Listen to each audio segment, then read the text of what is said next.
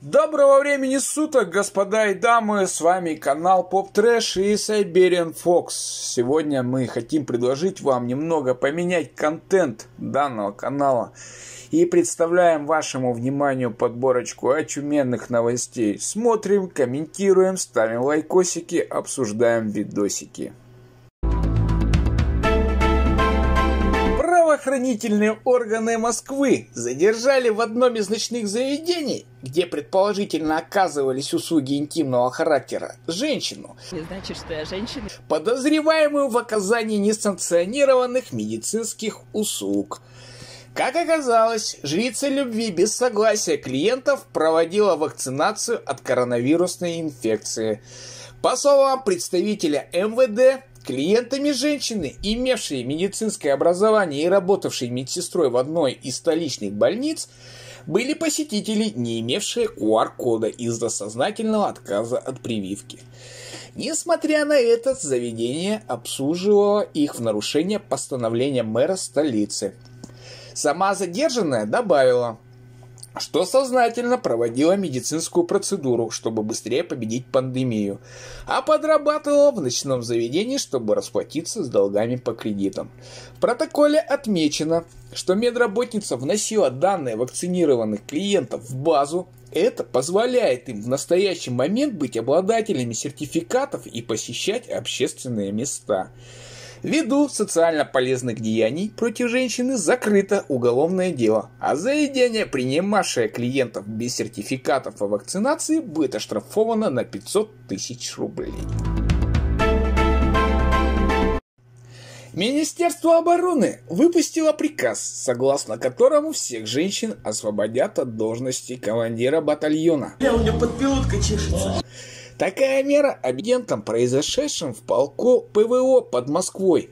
Майор Ирина Камаева возглавила батальон еще в сентябре, но уже на октябрьских стрельбах подразделение полностью провалило учебный план.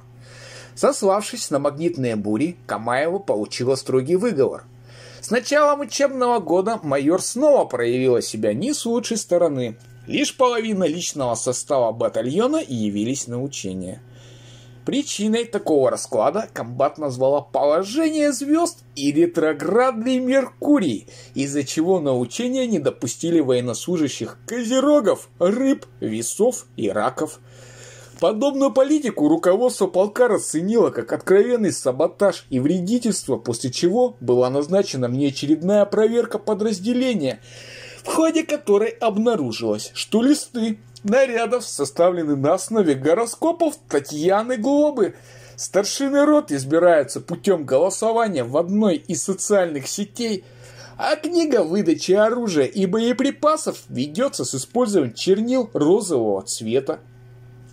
Не обошлось и без порчи военного имущества. Противогазы, комплекты ОЗК, бронежилеты и стрелковое оружие имели ненадлежащий внешний вид. Так, на 4 АК-74М обнаружили гравировки, предположительно никнеймов в соцсети Instagram. После этого руководство полка уволило майора Камаеву с занимаемой должности, подав ходатайство в штаб о полном запрете для женщин занимать должность командира батальона. Министерство обороны инициативу поддержало.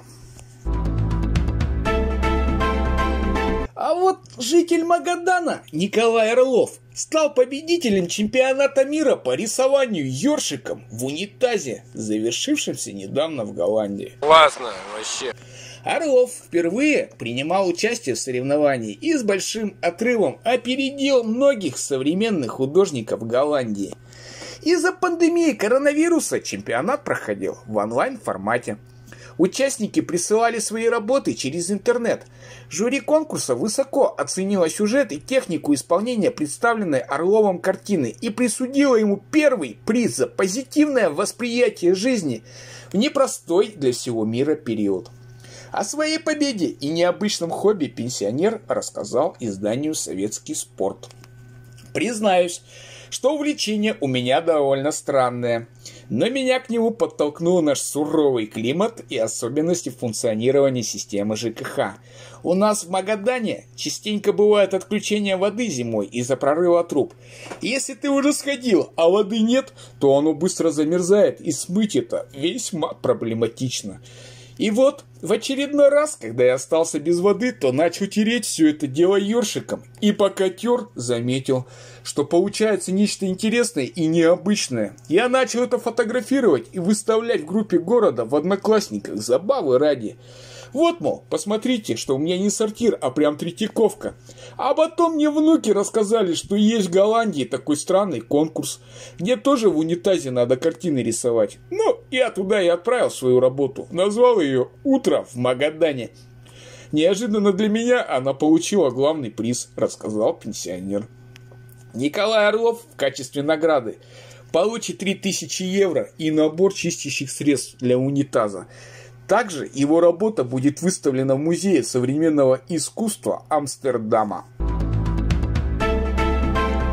Басманный суд Москвы удовлетворил иск Роснана к шаману Александру Габышеву. Руководство концерна обвинило жителя Якутска в умышленном наведении порчи, поставившей госкорпорацию на грань банкротства.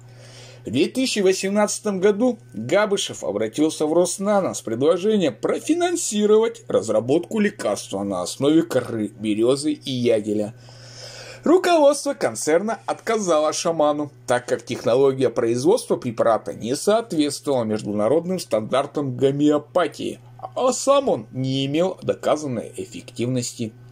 Согласно свидетельским показаниям, возмущенный шаман пригрозил с помощью черной магии пустить шарашкину контору по миру.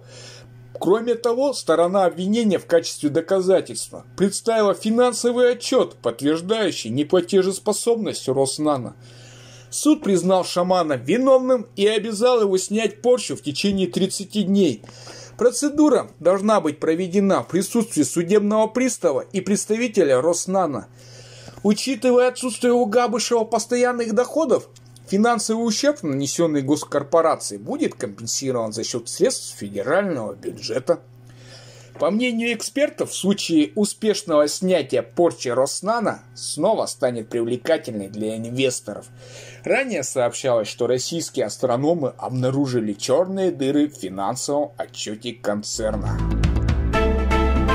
А вот в Омске с необычным предложением обратился в городской ломбард 30-летний учитель Николай Копейкин. Педагог пытался заложить свою часть Крыма с возможностью выкупа в течение 3 лет. Получается, что так? Он признался, что искренне радовался вхождению полуострова в состав РФ и добавил, что на отчаянный шаг его вынудила острая жилищная проблема. «Я с женой и 2 детьми вынуждены ютиться в однушке на окраине Омска. Машину и телевизор мы уже продали, но денег для покупки большей квартиры все равно не хватает», признался Копейкин. На семейном совете супруги решили отказать от своей части полуострова. Тяжело, конечно, будет осознавать, что Крым временно не наш, но из-за финансовых проблем мы сейчас не можем себе позволить обладать такой роскошью, с горечью добавил педагог. От своей части Крыма также согласились отказаться обе дочери-школьницы Копейкина.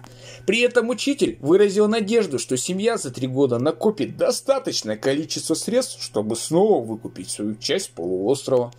Руководство ломбарда отклонило предложение Копейкина и обратилось в прокуратуру города Омска с просьбой дать ему правовую оценку.